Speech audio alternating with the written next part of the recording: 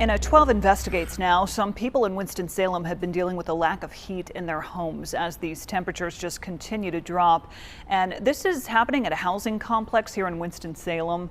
WXII 12's Ford Hatchett spoke with someone living at Ladera Crest and the housing authority as well about the ongoing process to get these homes heated.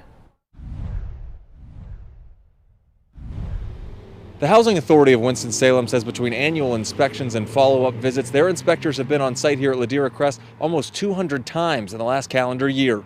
I have not had any air during the summertime or heat now.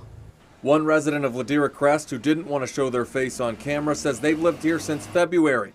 The Housing Authority first learned of residents without heat last Wednesday and sent inspectors to the property Thursday morning. We acknowledge that it's not easy to manage properties, especially properties that are the age of Ladera and with 250 units. So we have an obligation to ensure that landlords are abiding by their responsibility in providing fit and habitable premises.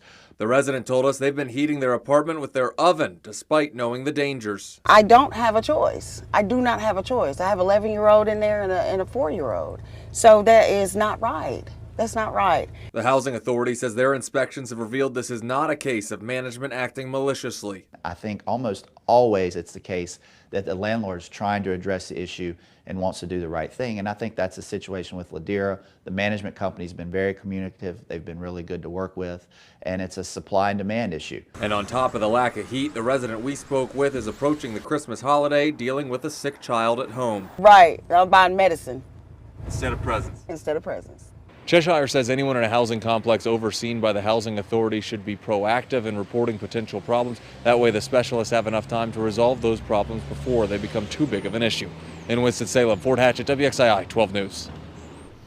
All right, thank you, Ford. We should also mention Ford did try to get in touch with property management, but as of right now, neither the owner nor management group could be reached for any kind of comment.